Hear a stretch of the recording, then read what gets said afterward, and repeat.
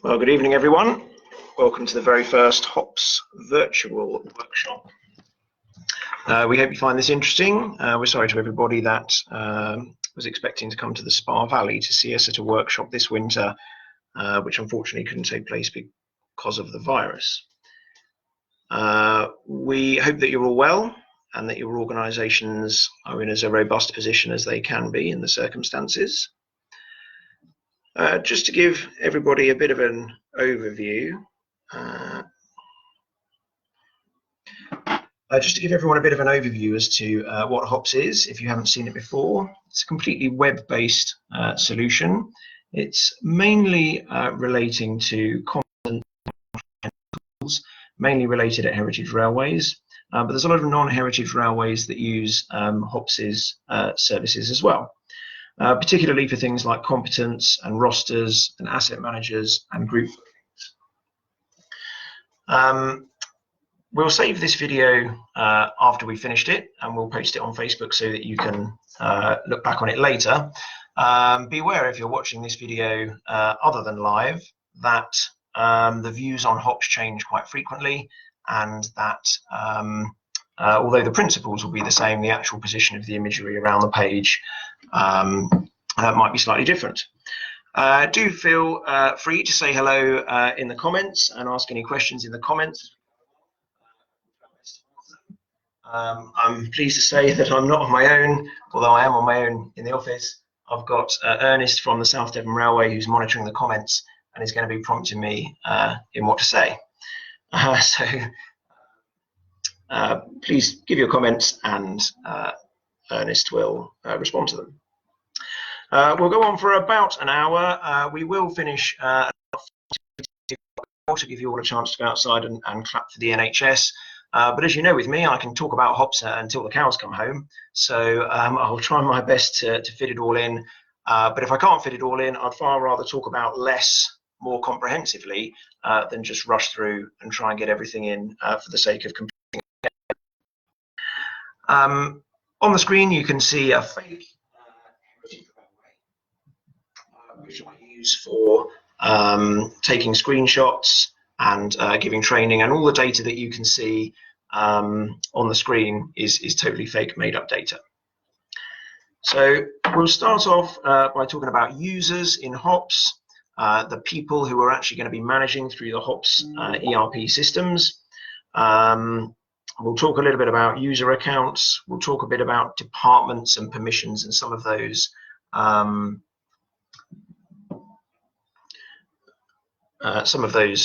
fundamental components. Excuse me, I'm just going to try and sort out why I can hear myself. There we go. If you've used HOPS a lot before, you'll be very familiar with a homepage that looks very similar to this. Links in the middle, menu on the left-hand side. Everybody who uses HOPS can see a different permutation of links based on the permissions of things that they've got to do in the system. So don't be alarmed that your users are going to be overwhelmed with thousands and thousands of links that they don't understand. It will only be the links relative to the permissions that they've got. So hopefully only the things that will make sense to them.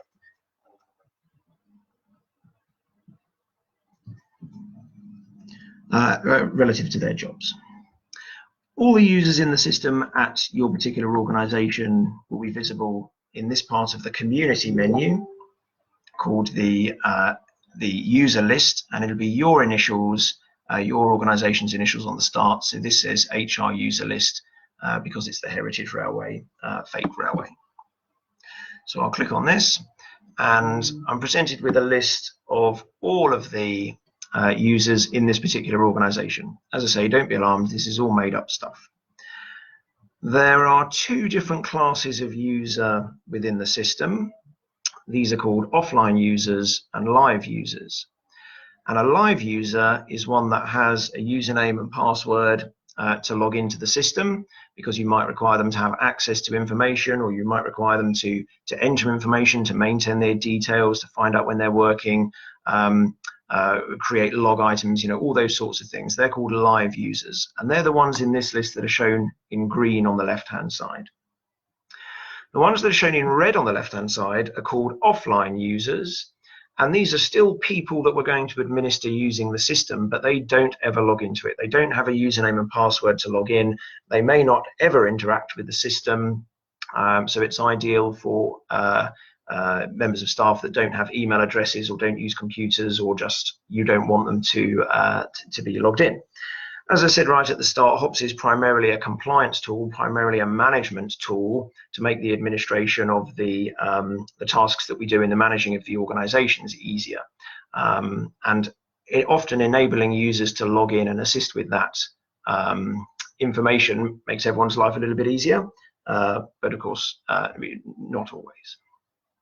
So I'll just click in this link up the top here, add a new user as a HOPS, just to show you some of the fields that can be stored against a user. Not all of these fields are always visible. In many cases, on a per organization basis, you can switch on and off which fields are available. So first of all, at the top, first name, surname, middle names, all those sorts of things. A position, and this is a job title role like general manager or treasurer or something like that. It's not designed to be a place to enter competence-related job titles like signalman or driver. The status is whether the user is live or offline. Moving down a little bit, address fields. Address fields can be switched on and off.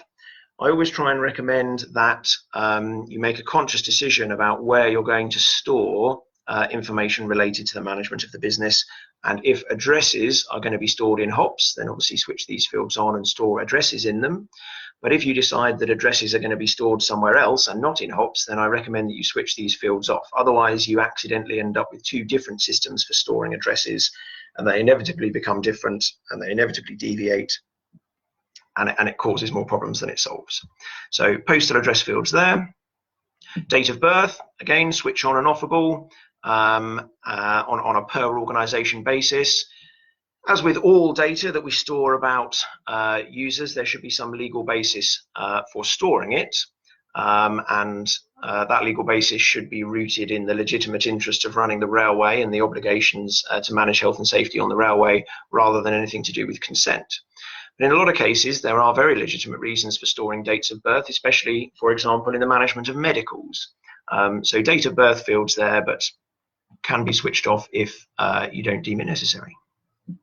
Email addresses, and a user in HOPS can have as many email addresses as you like. There's 2 there to start with, but if we save, there'll be the option to add more.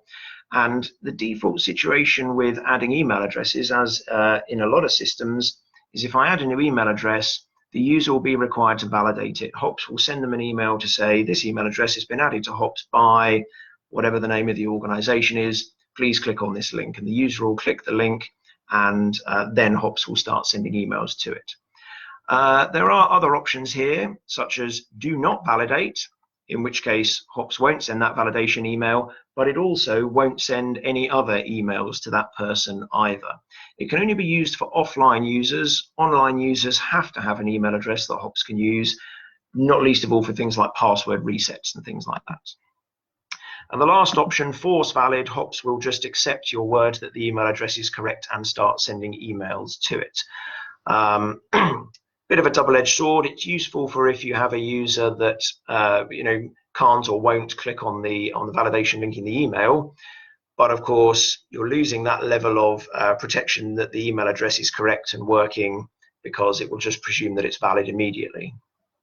Now, HOPS does keep an eye on the emails that it sends out, and if emails that HOPS send out start to bounce quite a lot, the system will mark the address as not valid, and it will email the railway or the organization administrator to say this email address where you think you're sending information to this particular person is not actually getting through. And that prompts a local discussion to be had with that person about whether that email address is still correct or not.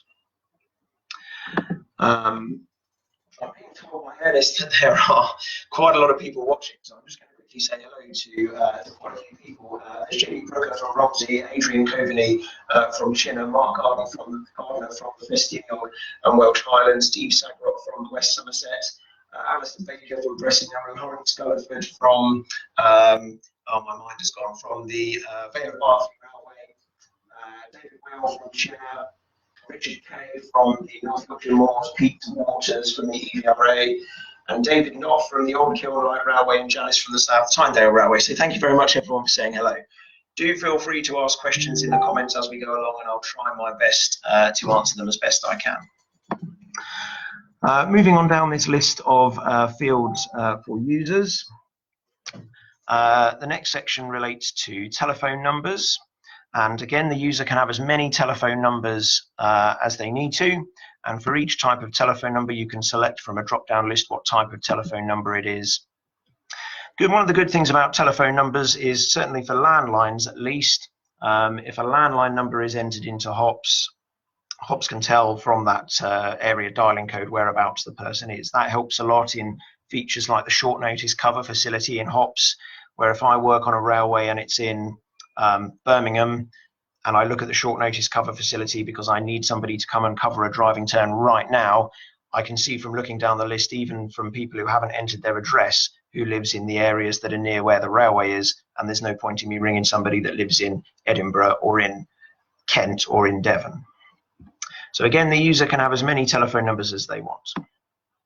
When we save a new user account, if it's a live user, they will immediately be sent their user credentials by email. Their username and their password will come through by email.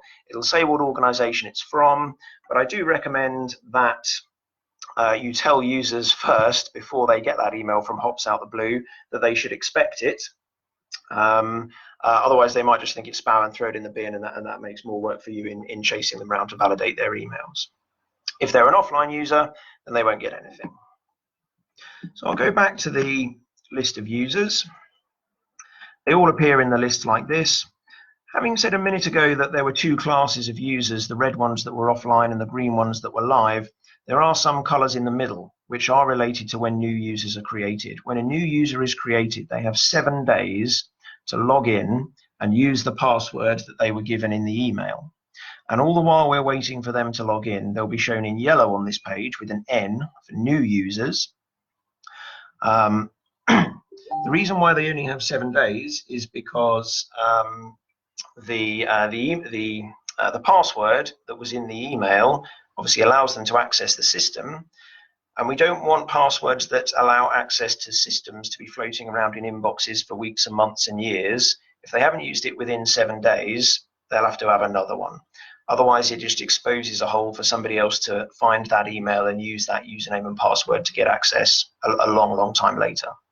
It's not a problem if somebody does get to the end of 7 days, they go orange in this list and they have an E for expired, then that username and password that they were originally sent won't be valid anymore, and all you as the admin have to do is just reset their password to issue another one, and they'll get another 7 days starting from there. Separate from the issue of validating a user account within 7 days is the issue of validating an email address. And remember I said that whenever an email address is added, HOPS sends an email to that email address saying that it's been added to HOPS and giving the user a link to click on to confirm that they own it. If the email address is added at the same time as the user is created, those two links are cleverly combined into one. And so if the user just clicks the link that they're given in the email to log into HOPS, it'll validate their email and it will allow them to log in within that 7-day period. But sometimes users are clever and they browse to HOPS without clicking on the link, or they log in and they don't complete the transaction, and all those sorts of things. So the list here, the user list, also says the status of the email validation. So you can see this one here in green, it says valid, whereas other ones above say things like awaiting validation, validation suppressed. It can also say things like invalid and suspended. And if that happens, all that you have to do is go into the user's profile and click on the resend validation email button. But it is a different thing validating emails from them using their username and password within 7 days. And unfortunately, it's something that quite often gets confused. A little question has come through about if a user has 2 email addresses, does HOPS send notification emails to both or just the first one? It sends everything to both. There's no discrimination between email addresses on a user. If they ask for a password reset, it goes to both. If they get some sort of notification out of HOPS, it goes to both. It's always both that it applies to. Now the user will also get a username, and the username is normally their first name and then a full stop and then their surname. If there's more than one person in the whole of HOPS with that username, then it'll have a number appended on the end. So you'll start to get Danny.Scroggins1, Danny.Scroggins2. Now, because HOPS is so widely used now, the situation comes up quite a lot that one person, one human, will have more than one user account in HOPS because they work in more than one organization that uses HOPS. And initially, they will have Danny.Scroggins and Danny.Scroggins1. But if you contact us, if you contact HOPS in the center, we can join those two together so that they only have one username and password to remember. But what they do on the separate organizations they work for remains completely separate. It is only the case that the login credentials, the username and the password, that are the same. Now, one way in which this username or list of users and central repository of addresses and phone numbers and email address comes in very useful is in terms of the compliance with GDPR that was introduced a few years ago and always existed really before that in the form of the Data Protection Act. As we'll talk about later, there is a whole raft of permissions in HOPS that people can either have or not have. And the ability to view different aspects of people's contact information constitutes quite a lot of those permissions. There's some data in HOPS that GDPR considers sensitive, so even more protected than other types of personal data. And medical data is certainly one of those things. And HOPS includes emergency contact data in that as well, voluntarily raising it up from a level of from its normal level of data protection. And in the case of medical and emergency contact information, there's in fact two levels of permission to view it.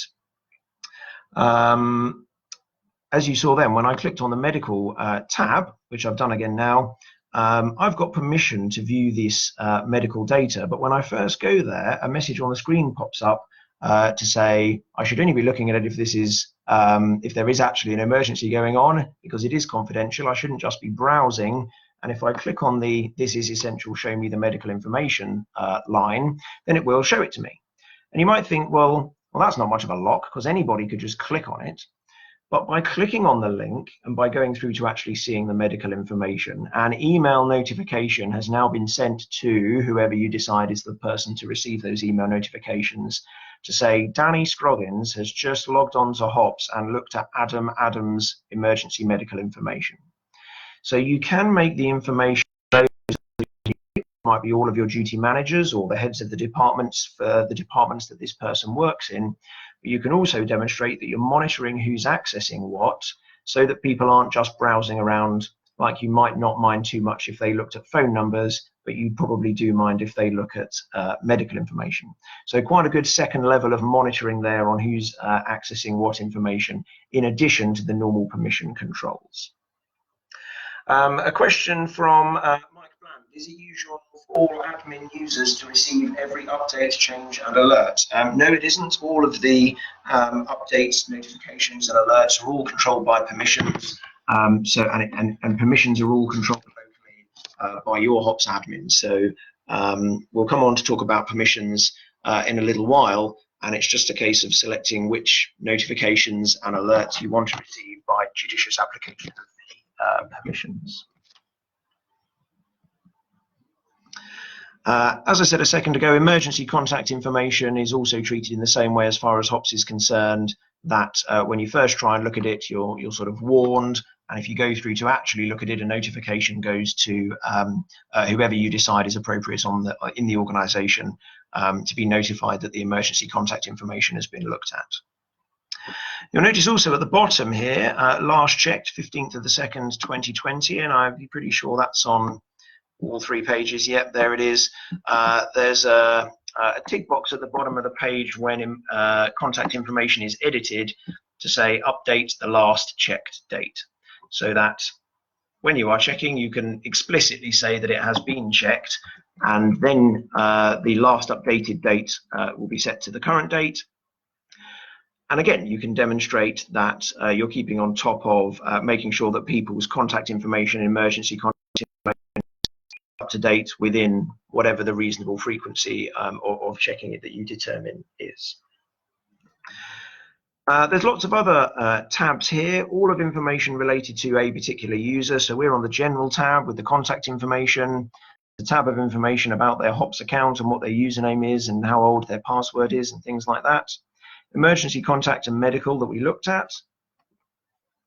This HR tab will have your organization's initials on it. So HR, because we're Heritage Railway, things related to the user's life in your organization. Other things to do with many of the other HOPS features, such as rosters and files and near misses and incidents and ID cards and cases and photos and other things. Oh, a little word about photos. Photos of users can be uploaded either by the user themselves if you give them permission, or by an administrator, again controlled by permissions. There's a photo of me. All of the photos are approved centrally before they appear on the site. And in fact, the photo of me there is one that wouldn't now be approved. Because we use the photos in the ID card production process, there are now slightly stricter guidelines about has to be white backgrounds or at least light colored backgrounds and things like that. But it's quite a nice thing to have a little photo of the user on there. It helps often in particularly heritage volunteer organizations where there's often a huge number of volunteers doing the work of a relatively smaller number of full-time equivalents, for managers to be able to put faces to names to identify who a person is from a photo. Now, to go back to the user list,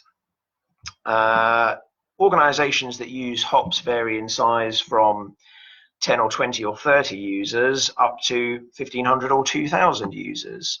And you can imagine that having 2,000 users in a list like this is not going to be very manageable, not just in terms of finding information about contact details in a list, but also in terms of administering the business of the railway and what these people are actually doing. So there's a concept in HOPS called departments. And the departments are shown here at the top of the home page. You can have as many departments as you like. The groupings of departments, which in this case, commercial, infrastructure, operations, miscellaneous, they're called disciplines. They're just a way of grouping departments together to make them a bit more easily navigable on a page. Again, some organizations that use HOPS only have 1 or 2 or 3 departments, and some organizations have 40 departments.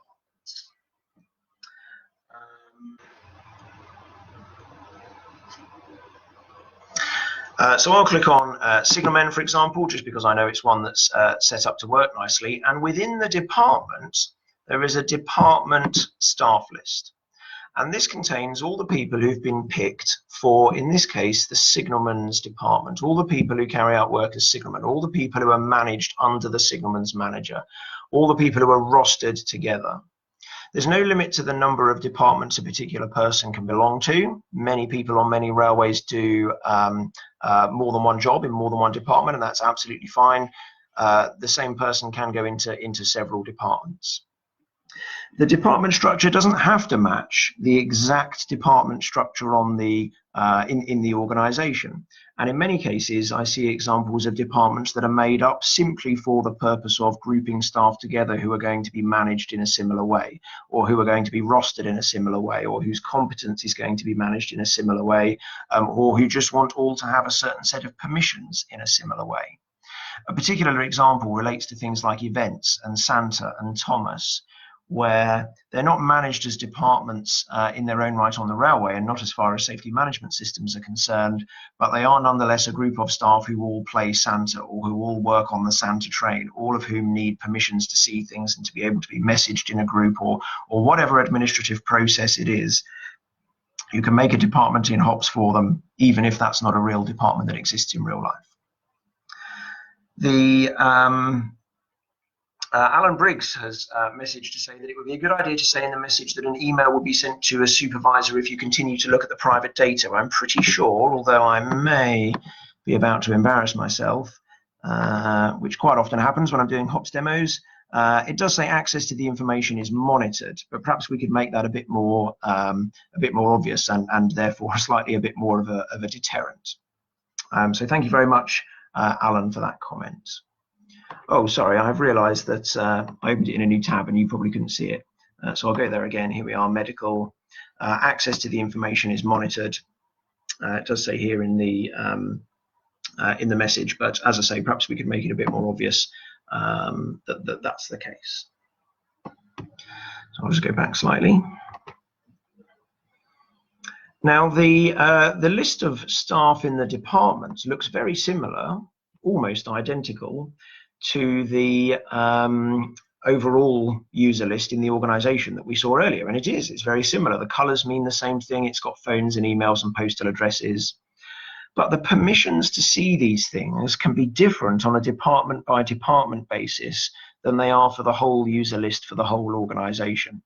Many of the permissions that we'll see in a second are not just binary, has a person got permission to see people's postal addresses or not, but it's broken down by department. So a separate yes or no answer can be given for, should this person be allowed to see postal addresses in the guards department, the drivers department, the museum department, the cafe department, all of these different departments. And that makes it completely within the range of HOPS to be able to give people who need access and have a legitimate case to have access to this personal information while not giving it to all the other people who don't have any justification whatsoever. So in this case, we're in the signalman's department. The head of signalman, the signalling inspector, the roster clerk, for example, could all be given permission to see all this contact information because there's a justifiable case for them to see it, but not the everybody else in the department, perhaps. And it's up to you completely where you draw the line. You're the data controller, and you decide who has access to what and who has a legitimate business case to see it.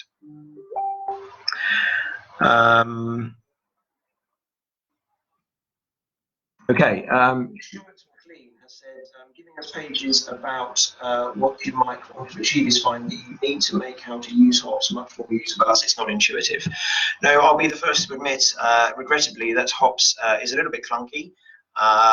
In some cases, though, it is doing extremely powerful processes and extremely complex processing, and in some cases it is therefore quite a complex, necessarily quite a complex user interface. Some of the things are done differently on each organization that uses HOPS, but similarly within the organization, and often it's just a case of setting up how your HOPS needs to operate once, and then it's good to go, and sometimes it is necessary to learn a new way of doing something. But I'd be fairly confident to say that if HOPS is doing something in a complicated way, it's probably because there's a reason why that thing needs to be done in a complicated way. Otherwise, I hope I would have found the simple way to do it. But I'll be the first to admit that the interface is a little bit clunky, and hopefully, when we all get back on our feet again after the present situation, we'll deliver our HOPS at 10 works for our 10th birthday, which is this year, to improve some of the usability and the borders and the menus and things like that. So, yeah, fair point, and thank you for raising it. Right. So here's the department staff list. There are many other things that are per department in HOPS. Particularly competence. Competence often lives in departments. There's a nice structure of competence in the signalman's department. What else lives in rosters? Certainly, definitely live in a department structure. There's an example roster living in the signalman's department. So a lot of things in HOPS are department based, and it's worth spending the time thinking about what your department structure is going to be to make it as strong as it can be in your rollout of HOPS. And obviously we're more than happy to help you to structure the departments and disciplines in HOPS to match what you want to achieve, even if it doesn't 100% match the exact departments that you've got in the organization. Now, I said, I'll just go back to the home page again. I said, here's all the departments on the home page, and clicking on any of the departments takes me to a sort of a page with only links on about that department. And just to reiterate what I said at the beginning, only the links that the user has permission to see are actually visible on the page. So they won't be overwhelmed with things they don't understand or aren't expecting to see. But it's quite handy that every department has this page of of links directly to things that relate to it. It means that as a manager of the organization, I or you can get to any part of the system that you want to and see the data that you want to. But for a user who is only a signalman and not all of these other departments, they might only have the signalman's department link, or even if they have all the links, there's one link that they can click on to take them to the signalman's page to see all the things related to all the things that they've got permission to see related to their own department, and not have to worry about the equivalent information in all the other departments that they don't have any interest in seeing.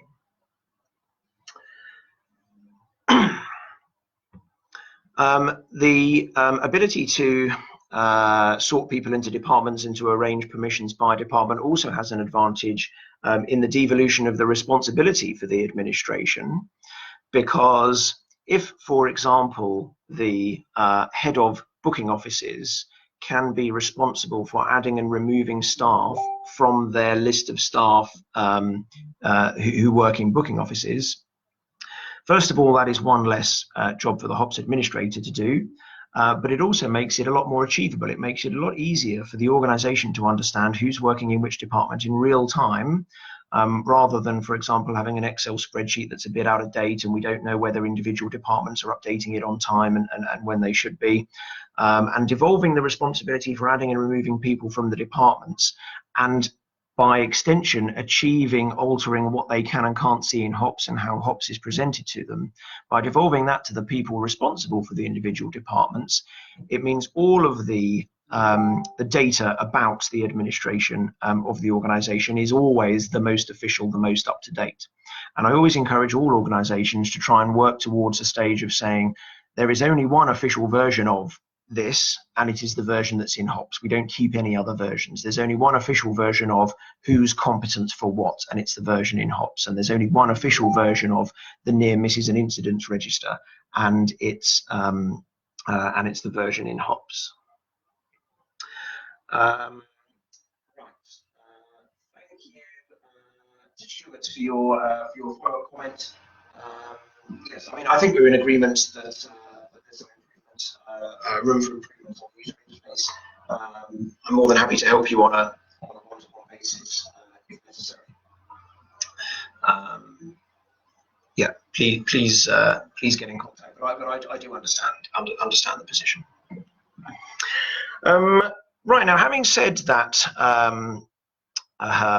different people who do different roles in the organization can see different things and different links, there must be a way of controlling this. And this is through the permission system in HOPS. And the permission system is all administered at the organization by the HOPS admin. We don't do anything centrally with regards to permissions. It's here in the HOPS admin menu on the left-hand side. Here in the HOPS admin menu on the left-hand side, in the permissions admin menu option. So I'll click on this. Now, first of all, I'm going to move over to this permissions list tab, this second tab in. This is a list of all the permissions that there are in HOPS. And as you can see, there's absolutely loads of them. And that's because HOPS does a lot of stuff, and the ability to do or not do things within HOPS is extremely granular. So just to take some examples, here's ones to do with viewing department staff lists, the permission to view the list, the permission to add staff to the department, the permission to remove staff from the department, to view photos, to view contact details, telephone numbers, emergency contacts, etc., etc. So as you can see, almost every component of HOPS is switch on and offable, via the permission system. Now, there are three ways that a user can have permission to do something in HOPS. There are three ways. There's the bad way, and then there's two good ways. And I'm going to tell you the bad way first, just so that you've heard it from first principles, and hopefully you'll agree when you've heard it that it's not a very good way. The bad way is to give each individual person individual permissions. To say, I'm now thinking of Bill, what permissions does Bill need? And to look down this list laboriously, in fact, I can take you to the page where you would actually do it, and to tick boxes for which permissions this particular user requires. Now, it'll work. I'm not saying it won't work. So there's some permissions. Remember I said that a lot of permissions were broken up by department. So in the top of this table, in the column headings, is a load of permissions related to asset management, and down the side is all the subparts that those permissions can relate to. In this case, it's broken up by asset type, but there will certainly be some. Here we are in competence that are broken up by department. Now you can see that there is hundreds, if not thousands, of tick boxes on this page, and it would take absolutely forever to go around every user in the organization and put ticks into boxes. It would become even more of a problem when one person does two jobs, and so even if you might have a nice list of which permissions each role requires and summating them together and putting them onto a user, you might then have a scenario where somebody who's a driver and a guard stops being a guard, and you've got to tick through and try and work out which permissions they no longer need because they're no longer a guard, but they still need because they're still a driver, and it just becomes an absolute nightmare, and it'll very, very quickly become completely unmanageable. So I don't recommend that you do it. There are a very, very small number of parts of the system, in extreme cases, which I'm not going to talk about now, where it is necessary, and that's why the system exists to do it. But I would steer away from it as much as you can of the policy of giving individual permissions to individual users. There are much, much better ways, and the much, much better ways, the second and third way, is in this permissions groups tab over on the left-hand side, which is the first tab that it loads up with when you go to permissions admin in the first place. So let's imagine that we want to set up a group for, that we want to allocate the permissions to the dining train roster clerk, to use an example that's already here. So I create a group. I'll go back a page, sorry, I'll go back to groups. Here's the add new group, and I would add in a group name, dining train roster clerk, and other remarks and things. I've already got a group here, dining train roster clerk. And it doesn't matter who the dining train roster clerk is. It doesn't matter whether it's Bill today or Fred tomorrow or Sheila the next day. We're just thinking of what permissions the dining train roster clerk requires in order to do that job as a dining train roster clerk. It also doesn't matter if the person who's currently the dining train roster clerk is also a signalman or also the duty manager or also anything else like that. This is just the permissions that the dining train roster clerk will require. So we could have a little look, and we'll go down and find the roster clerk's permissions. A lot of them are already ticked. Here we go. A lot of roster permissions are per department, and of course it's only the dining train department permissions that we want the dining train roster clerk to have. So there's a load of tick boxes there. Say some of them have already been ticked. And then separately we'll go to the individuals tab, and we'll add in to the group the people who are the dining train roster clerks. Click update. Are you sure? Yes, I am. And now in the list over on the right hand side, the person that I've just added has appeared in the dining train roster clerks group, and they will have obtained all of the permissions that we just decided were appropriate for the dining train roster clerk. Now the great thing about this is it means if the roster clerk goes on holiday and George Bradshaw is going to cover for the week while the normal roster clerk is off, it's just a case of coming to the permissions section and adding George Bradshaw to the group, and now he's got all the permissions. And then when the normal roster clerk comes back again, I can take George Bradshaw just out of the group by unticking him. Update, are you sure? Yes. And he's lost all the permissions again. And I didn't, as part of that process, have to think about what permissions were actually required, because I thought about that back when I set the dining trains roster clerk group up. Didn't have to think about it. And as the HOPS admin, I might not even know. I might not be so involved in all the detail of how every single little department works. But I've done that thinking years ago when we first set up HOPS, and now it's just a case of moving people in and out the group. So it's ideal to have groups for this purpose for named roles, such as head of something, head of drivers, head of cafe, head of museum, head of gardens, head of whatever. Roster clerks, safety manager, general manager, operations manager, anything that's a named role that means you get some permissions in HOPS as a result of your job. This is the thing to do it. Short of frontline staff such as drivers and signalmen and guards and things like that, who obtain their roles almost through a competence management process. For those, there is an even easier way. You don't have to come back to the permission section in HOPS every time somebody passes out as a driver or lapses as a signalman and add and remove them from the groups. Because the third and final way that somebody can get a permission is by belonging to a department that belongs to a group. So we create a group in exactly the same way, and let's imagine this group is going to be for all the people who work at Brynglass Station. You can see it's already created there, so I'll click on Brynglass Station. Permissions work in exactly the same way. Tick the boxes for the permissions for people who work in this department to have. But this time, instead of linking a load of individuals to the group, we're going to link a department to the group. And very counterintuitively, P-Way has been allocated to this group as part of a previous demonstration, so I'll remove that. I imagine somewhere I'll have a Brynglass group, hopefully. Oh, no, I haven't. Maybe that's why I added a P-Way department. But nevertheless, I'll tick the departments, or probably only one department, whose members should all obtain the permissions that, that this group has. And then without having to add the individuals to the group, all the people that are in these departments will automatically obtain the permissions from the group. So again, by devolving the responsibility for adding and removing people from the, in this case, booking office department to the head of booking offices, it also means that they automatically lose and gain their permissions for use of the system. If the permission system is set up right, then it can be set up once and it can be almost left forever.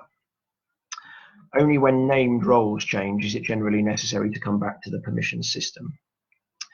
Now, I realize that this is quite a lot of detail and I'm trying to squeeze quite a lot in, but I promise that if you're thinking of using HOPS or you're thinking of becoming an admin, or maybe you are an admin and you want to learn more, these are the absolute fundamental building blocks of HOPS that you must understand, because otherwise you're going to go too far off down the wrong avenue and it's going to be very difficult then to help you to sort it all out.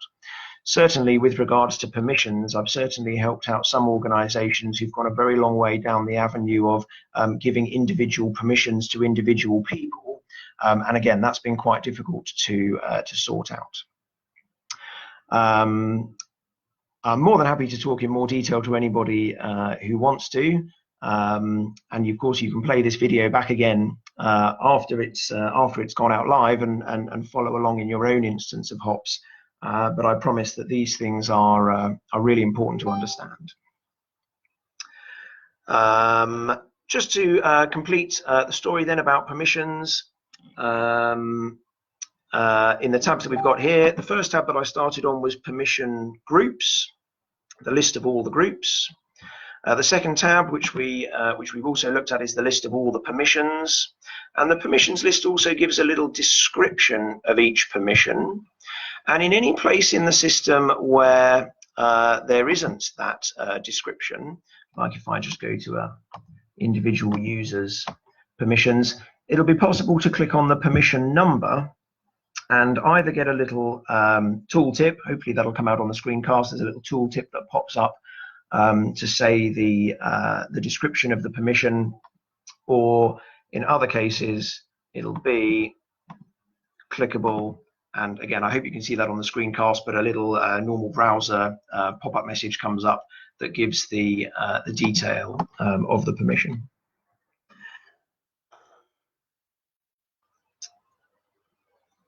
I understand from the comments that it's very easy for me to say HOPS can do this and HOPS can do that, and try and balance the complexity of what I'm showing you with how to actually achieve it.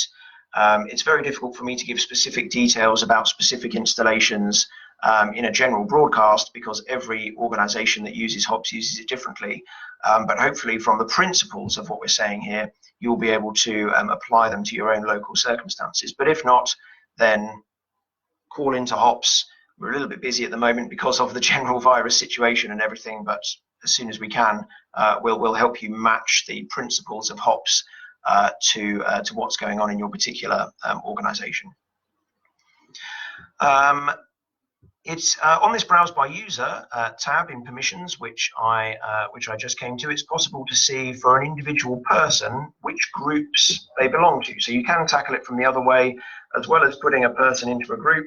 You can look at the person and say which groups do they belong to, because sometimes it's necessary to say how can we allow a person to do this, and sometimes it's necessary to say how is it possible that a person can do that. And so approaching the permissions from these two sort of opposite routes will allow you to get the answer in whatever dimension you want it to be.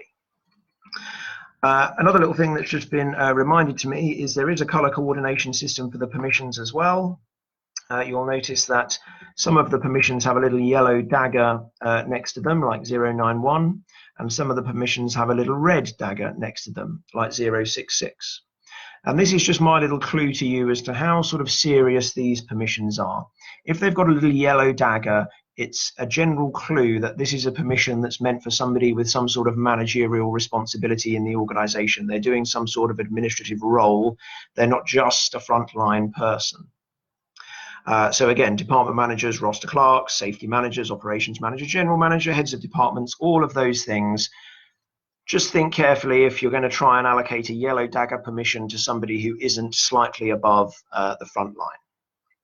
And the red dagger permissions are even more serious than that. They're ones that are generally only required for the top managers of the organization, the HOPS admin. They're really serious permissions, like editing other user details privacy settings, as you can see there on permission 231, adding and archiving user accounts on permission 066.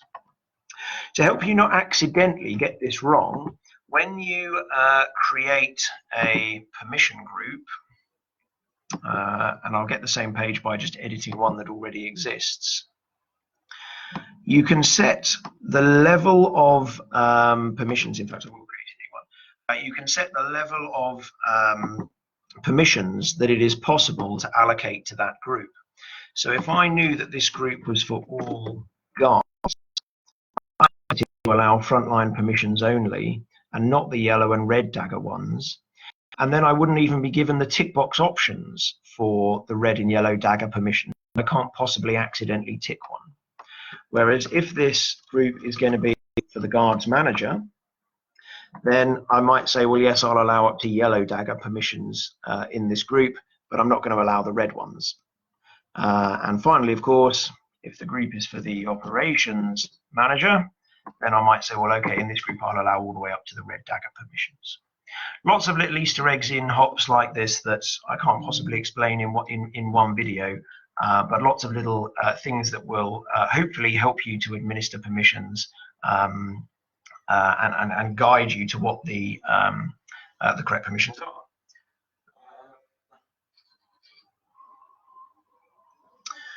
Right, okay. A comment about problems of selling HOPS to some managers, and yes, that is always a problem, and I'm happy to come and talk to or have a Skype meeting with or whatever your managers on your railway to tell them what HOPS can and can't do. It is always very difficult in some cases where somebody has got in their mind that they don't want a system, whether it's HOPS or something else, and to bring them round to the reality, which is that unfortunately nowadays everybody needs a system, because everybody needs to be able to demonstrate exactly what they're doing and have a system to record it. Again, whether that's HOPS or something else.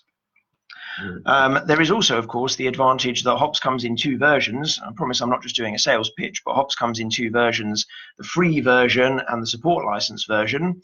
And the free version, clues in the name, it is free, but it doesn't come with any support, and it doesn't come with the more advanced software features that have been developed using investment from the support license scheme.